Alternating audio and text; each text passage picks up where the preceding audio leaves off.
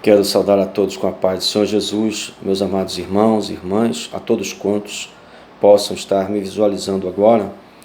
Hoje eu quero dar a lição de número 1, que tem a data de 5 de janeiro de 2020. É a lição bíblica da revista da Escola Dominical da CPAD. E ela tem por título Adão, o primeiro homem. E está baseado na leitura bíblica que deve ser lida agora, quantos puderem, em Gênesis, capítulo de número 2, do versículo de 1 a 8, que nos diz assim a palavra do Senhor: Assim os céus e a terra e todo o seu exército foram acabados. Gênesis, capítulo 2, do versículo 1 ao 8. Eu acabei de ler o versículo 1. Versículo 2. E havendo Deus acabado no dia 7º a sua obra que tinha feito, descansou no 7º dia de toda a obra que tinha feito. Versículo 3. E abençoou Deus o dia 7º e o santificou, porque nele descansou de toda a sua obra que Deus criara e fizera. Versículo 4. Estas são as origens dos céus e da terra quando foram criados no dia em que o Senhor Deus fez a terra e os céus. Versículo 5. Toda a planta do campo ainda não estava na terra, e toda a erva do campo ainda não brotava, porque ainda o Senhor Deus não tinha feito chover sobre a terra, e não havia homem para lavrar a terra. Versículo de número 6. Um vapor, porém, subia da terra e regava toda a face da terra. Versículo de número 7. E formou o Senhor Deus o homem do pó da terra, e soprou em seus narizes o fôlego da vida, e o homem foi feito alma vivente. E plantou o Senhor Deus um jardim no Éden, da banda do Oriente, e pôs ali o homem que tinha formado. Meus amados, o tema desse trimestre é a doutrina bíblica do homem, é também chamada de antropologia, doutrina do homem. E vai ser enfocado a criação de Adão e Eva, a triste realidade do pecado, a experiência de nossos pais fora do Éden e a nossa própria redenção. Os objetivos específicos desta lição é apresentar os conceitos e os objetivos da doutrina bíblica do homem. Número 2, descrever a criação dos céus e da terra. Número 3, mostrar a criação de Adão, o primeiro ser humano. E, número 4, conscientizar a classe, aqueles que estão estudando, é claro, acerca da missão e da tarefa do homem. Vamos começar pela doutrina bíblica do homem. Entre outras coisas, ela busca responder a seguinte pergunta: que é o homem? O Salmo de número 8, versículo 4 diz assim: que é o homem mortal para que te lembres dele, e o filho do homem para que o visites? Que coisa interessante, não é? Agora, com relação à definição, a doutrina bíblica do homem, ela é o ensino sistemático de todas as verdades referentes ao ser humano, que encontramos nas escrituras do Antigo e Novo Testamento. Então, nós não vamos encontrar nada acerca do homem, a origem do homem, senão na Bíblia Sagrada. De Gênesis a Apocalipse são 66 livros. E nós não podemos, de forma nenhuma, nós que cremos no Senhor Jesus, nós que cremos no Deus Criador, nós que não somos partícipes da evolução, da teoria da evolução, nós precisamos realmente de levar em consideração que a palavra de Deus, ela é o único livro, referência única e único livro que nos dá a tranquilidade de fazermos afirmações a respeito da origem do homem. E os fundamentos são os seguintes. O principal fundamento da doutrina bíblica do homem, ele, como eu já falei, ele se encontra na Bíblia Sagrada. E ele possui também alguns objetivos a respeito da doutrina bíblica do homem. Quais são os objetivos dessa doutrina? Para que essa doutrina? Primeiro, para responder às grandes perguntas do ser humano, entre elas, de onde eu vim, quem eu sou, o que eu represento, qual a minha missão, para onde eu vou. Vamos começar a responder? Quem sou eu? Um ser humano. Olha que coisa interessante. De onde eu vim? Eu vim das mãos de Deus. Eu e você viemos dos nossos pais, mas o primeiro foi Adão. Nosso pai primeiro foi Adão. Nossa mãe primeira foi Eva. Então, nós viemos dos primeiros pais, Adão e Eva. Qual é a nossa missão? Vamos ver no decorrer dessa lição, mas já sabemos que a nossa missão é procriar, não é? Na terra, e também a nossa missão é cuidar da terra, não é verdade? Agora, para onde nós vamos? Vai depender de cada um de nós. Tem pessoas que fazem esforços para ir para o céu e acabam indo. E tem pessoas que fazem esforços para não ir para o céu e, infelizmente, acabam se perdendo eternamente. Muito bem, qual é o segundo objetivo da doutrina bíblica do homem? Mostrar a dependência do homem em relação a Deus, o Criador e mantenedor de todas as coisas. Você e eu nos alimentamos, bebemos água, comemos frutos e frutas, não é? Os mares, olha os rios, olha os lagos, não é? Olha como essa vegetação imensa no planeta Terra, Deus fez isso tudo por nossa causa. Primeiro para a glória dele, é claro, mas depois pensando em nós. E claro, também nos outros seres vivos que não são racionais, mas primeiramente nós, porque nós somos amados por Deus. Deus nos fez, meus queridos, com muito amor. Pode ter certeza disso. Cada pessoa está nesse mundo pela autorização, pela vontade de Deus. E está cheio de amor esse Deus que nos criou. E Ele tanto nos ama, que existe um versículo que todos os crentes praticamente sabem, que é João 3,16. Porque Deus amou o mundo de tal maneira que deu seu Filho unigênito, para todo aquele que nele crê, não pereça, mas tenha a vida eterna. Então Deus nos ama quando nos dá o sustento do dia a dia, dá o ar que respiramos, dá água para bebermos, dá, enfim, a nossa sobrevivência e subsistência. E Deus nos ama quando Ele decide que nós não podemos morrer perdidos, e por isso Ele envia seu Filho com muito amor, derramando todo o seu sangue naquela cruz.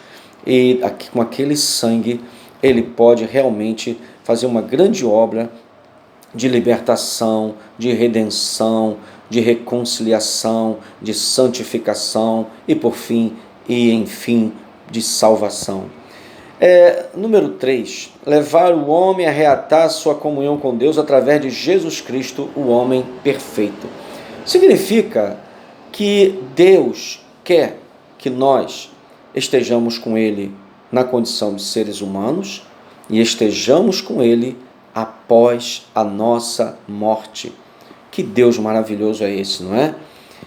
E também quer nos consolar, esse é o quarto objetivo da doutrina bíblica do homem. Ele também quer nos consolar quanto ao nosso destino eterno por meio do sacrifício de Cristo no Calvário, o qual por nossos pecados foi entregue e ressuscitou para a nossa justificação. Isso está escrito em Romanos, capítulo 4, versículo 25. O Senhor Deus Todo-Poderoso sempre pensou em nós. Sabe quando foi a primeira vez que Deus pensou na redenção do homem? Foi assim que Adão e Eva pecou e foi aquele casal expulso do jardim do Éden. O Senhor disse lá em Gênesis 3, versículo 15: porém, inimizade entre ti e a mulher, entre a tua semente e a sua semente, esta te ferirá a cabeça e tu lhe ferirás o calcanhar. Observe, meu amado, que levou dali para frente cerca de 4.000 anos aproximadamente para que Deus pudesse cumprir a sua promessa feita em Gênesis capítulo 3, versículo 15. E porém inimizade entre ti e a mulher. Ali estava falando com a serpente, e a tua semente e a sua semente. A semente da mulher seria Cristo. A semente da serpente seria o poder do mal, o poder de Satanás, o poder das trevas, o poder do pecado. Então, como que seria esse ferimento no calcanhar da semente da mulher? Foi o Calvário. E como foi o ferimento na cabeça da semente da serpente? Foi o sangue derramado e a ressurreição de Cristo. Porque o sacrifício do Senhor Jesus foi validado com a ressurreição dele ao terceiro dia. Quando o Senhor Jesus ressuscitou ao terceiro dia, ele validou o seu sacrifício. Então, por causa disso, os que crerem, somente os que crerem e se deixarem dominar pelo Senhor Jesus, na pessoa bendita do Espírito Santo, poderão ver Satanás ser derrotado em suas vidas. Hoje, muita gente tem medo de ocultismo, tem medo de tanta coisa, mas essas pessoas se esquecem de um detalhezinho pequenininho. Sabe qual é? O detalhe é simples. É só deixar Jesus reinar na sua vida.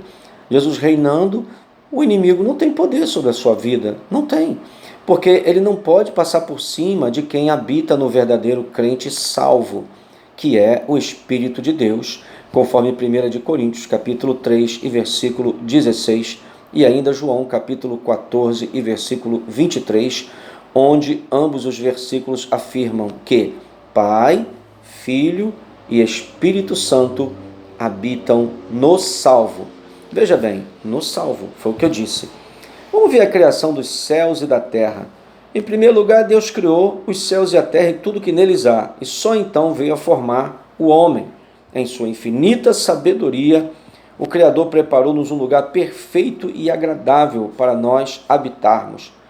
A criação dos céus e dos anjos. A primeira coisa que Deus criou foram os céus e em seguida os anjos. Quero falar um pouco sobre os céus. Quantos céus você acha que existem? 7, 8, 10, 21? Quantos você acha que existe?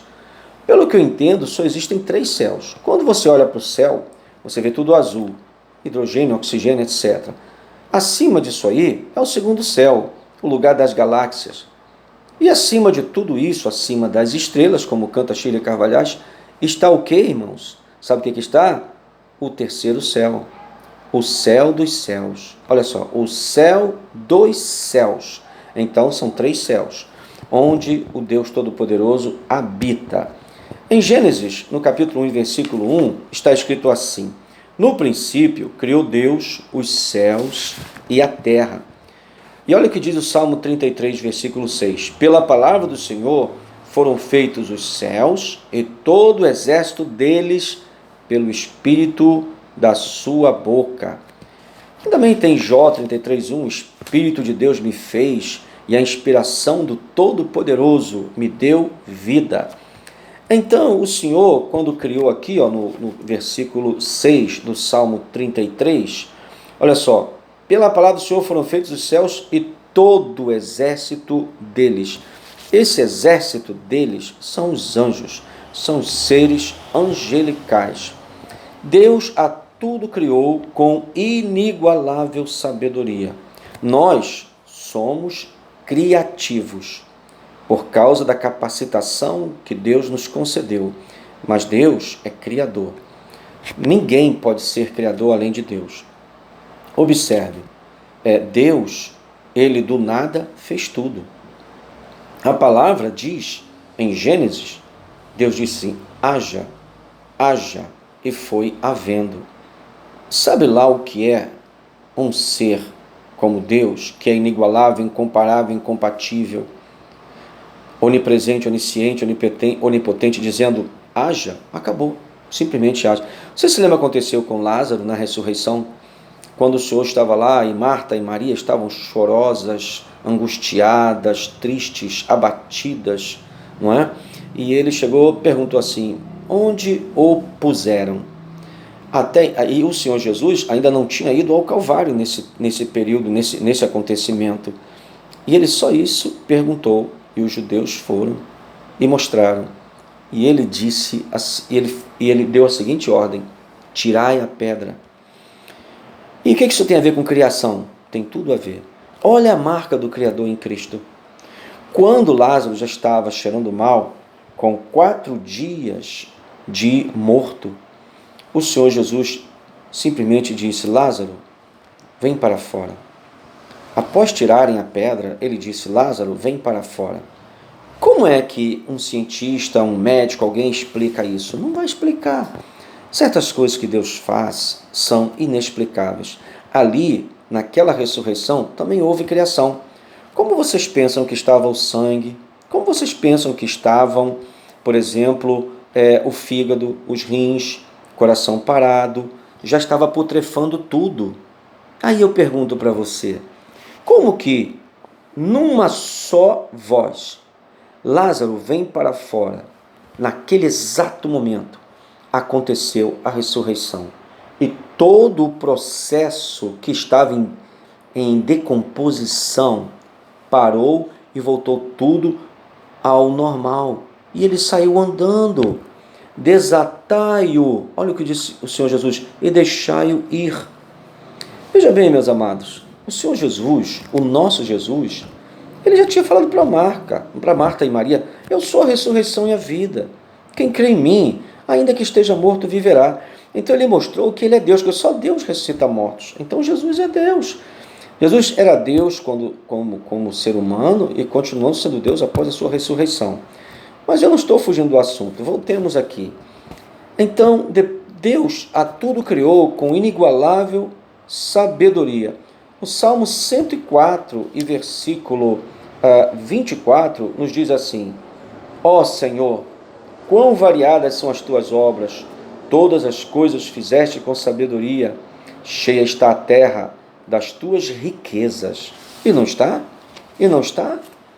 Olha, eu, por exemplo, existem muitas frutas, eu acho que com você acontece a mesma coisa, que aqui mesmo no Brasil, que eu nunca comi. Essas frutas estão no Amazonas, estão no Pará, eu ainda não fui nem em lugar nem outro. No Amazonas eu só passei de avião, mas nunca pousei lá, fiquei lá dias, não. Então, existem coisas que a gente ainda não conhece.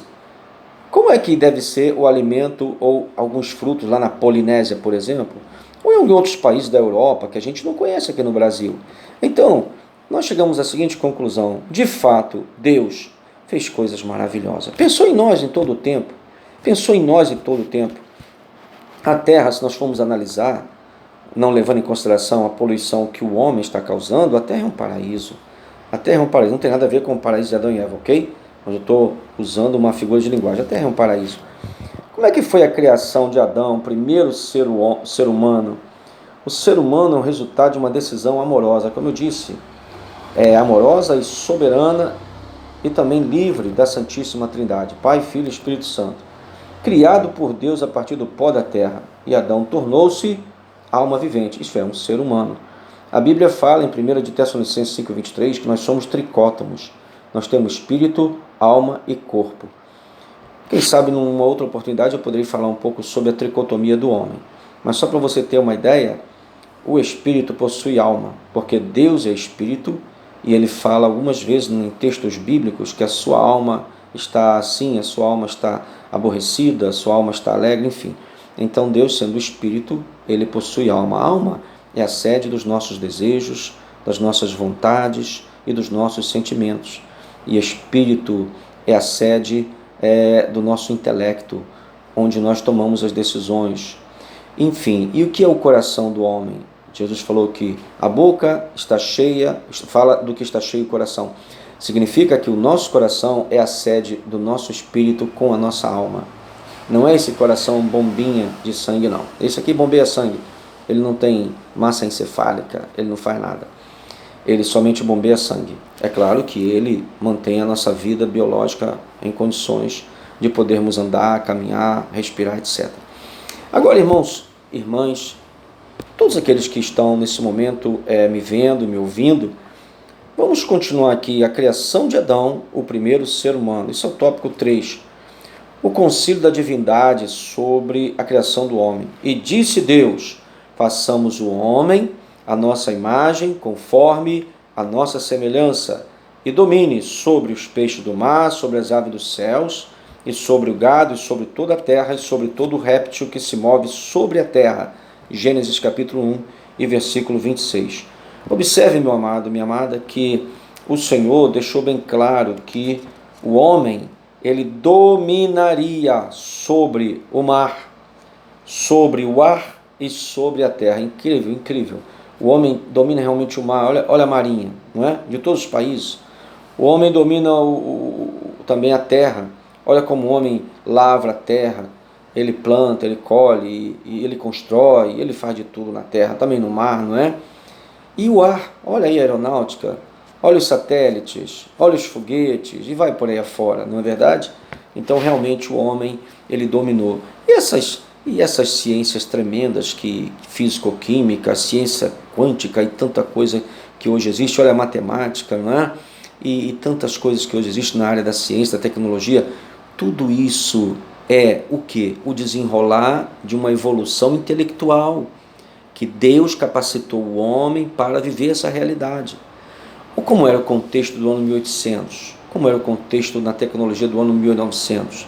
Observe que você pode fazer uma pesquisa. O que existia em 1940 em termos de tecnologia na aeronáutica e o que há em 2020, que é o ano que estamos vivendo, e o que há de tecnologia hoje? E você pode comparar 2020 com 1940? Observe quanta evolução, quantas coisas foram inventadas e foram aperfeiçoadas, e de certa forma, muitos para o nosso bem. Olha, hoje temos um celular, e algumas décadas atrás não tínhamos um celular como temos hoje, não é verdade? Com tantas coisas que nos beneficiam a vida. Agora, a formação do ser humano foi uma decisão amorosa, livre e soberana de Deus. Estou repetindo. Deus cria Adão, o primeiro ser humano. Veja bem, por nós acreditarmos na literalidade de Gênesis, quer dizer, literal, isso é literal. Adão e Eva não é uma fantasia, meus irmãos, não é uma ficção, é literal. Você quer ver uma prova de que é literal? Em 1 Coríntios capítulo 15, versículo 21, Paulo diz assim: assim como a morte veio por um homem, a ressurreição dos mortos veio por um homem, porque assim como todos morrem em Adão, assim também todos serão vivificados por Cristo. Ele está falando que a morte espiritual veio por um homem. Então, quando a Bíblia fala em Romanos 3,23, porque todos pecaram e destituídos estão da glória de Deus, está se referindo a isso também.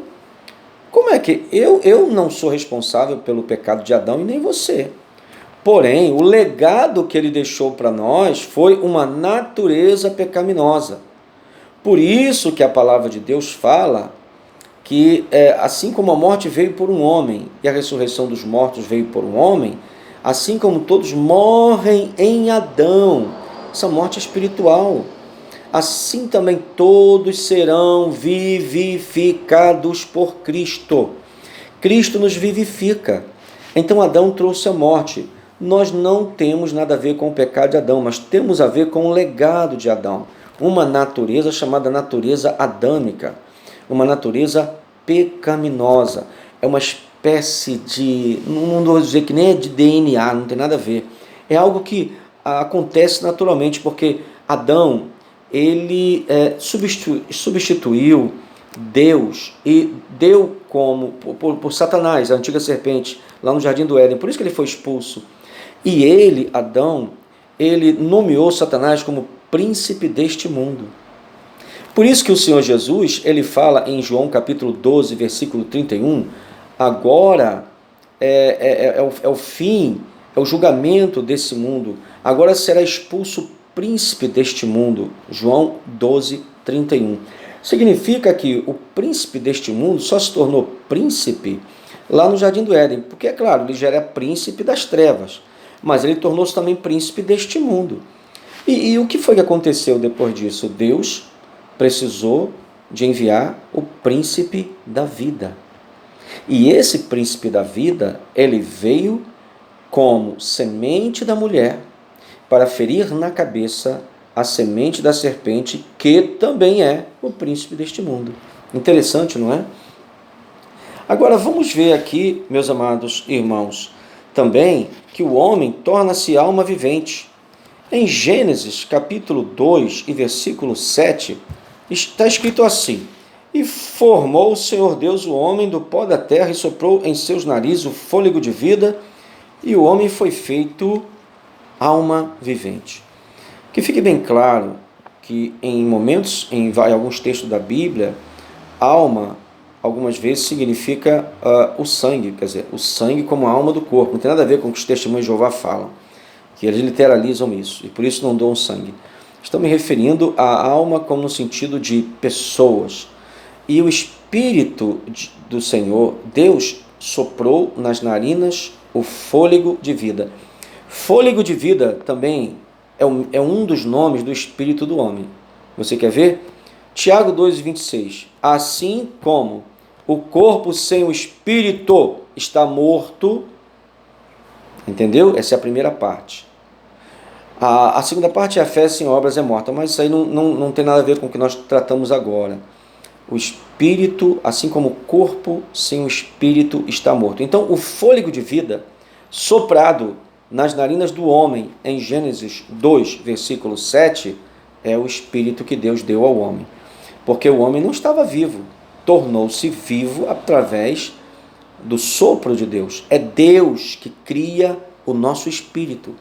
O seu pai e a sua mãe, como o meu e a minha mãe e meu pai já morreram. Mas quando eles me trouxeram ao mundo, eles só me deram a parte biológica.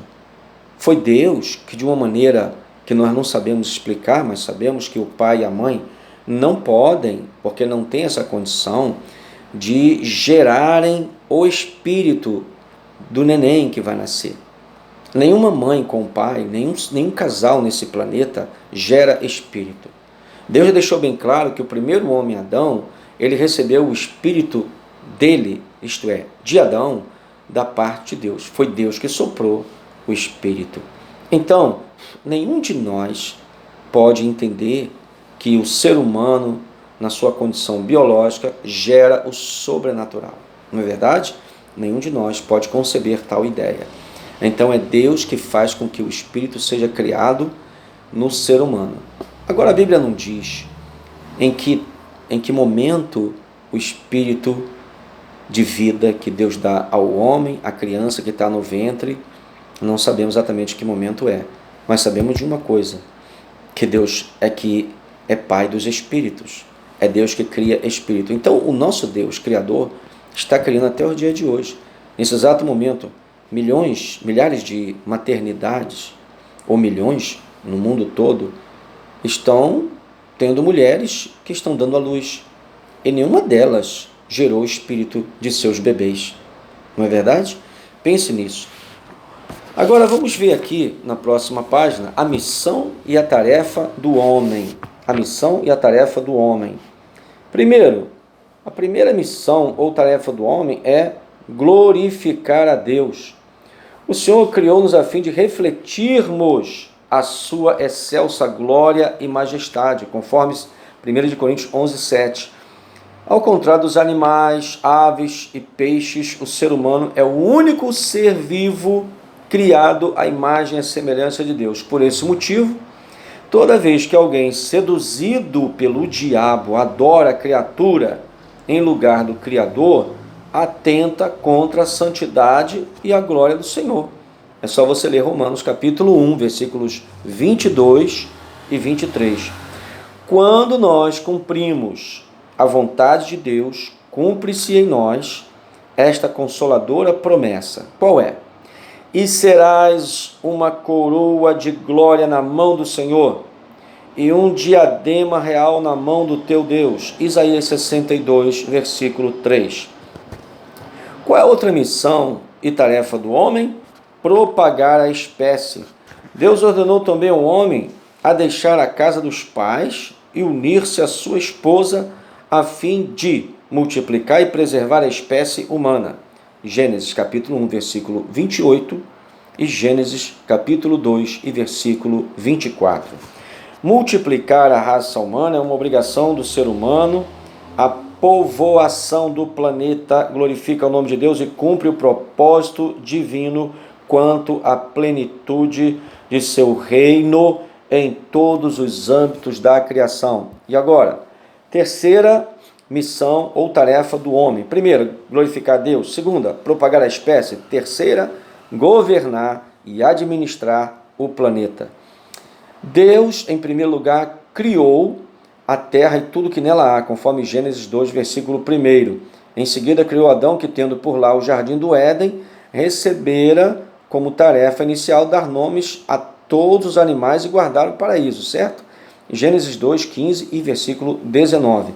A partir daí, o homem haveria de adquirir a experiência necessária para governar e administrar toda a terra. Gênesis 1, versículo 26. Ele passaria a extrair do solo, do qual fora tirado, tudo quanto viesse a necessitar. De tudo, pois, seja consagrado para a glória e honra do nome do Senhor. E qual é a conclusão? A conclusão é que nós conseguimos responder a pergunta: que é o homem? Antes de tudo, o ser humano é a obra-prima de Deus. Fomos chamados à existência para glorificar o seu grande e tremendo nome. Amém? E agora, amados, eu quero nesse momento deixar bem claro que a doutrina bíblica do homem, ela é um ensino sistemático das verdades referentes ao ser humano, não é? E também encontramos nas Escrituras sobre isso no Antigo e no Novo Testamento. E o principal fundamento da doutrina bíblica do homem, ele só pode ser encontrado na Bíblia Sagrada. E quando o homem foi criado, Deus criou os céus e a terra e tudo que neles há, e só então veio a formar o homem. E qual a diferença entre o homem e os animais? O homem foi criado direta e pessoalmente por Deus para que refletisse a glória divina. E qual é a missão do homem? Glorificar a Deus, propagar a espécie e administrar o planeta, ok? Não é para poluir de maneira alguma. E nunca se esqueça de uma coisa: Deus criou o homem heterossexual. É um homem e uma mulher. Assim é formada a família. Qualquer tipo de família que não obedece essa formação, um homem e uma mulher, isso não é conjugação, isso é parceria. Que Deus em Cristo abençoe a todos. Eu sou o pastor Antônio Carlos e o meu e-mail é trabalhandoparosenhor@gmail.com. Compartilhe essa lição. Tenho certeza que muitos vão gostar e vão ser edificados. Que Deus em Cristo te abençoe. Amém.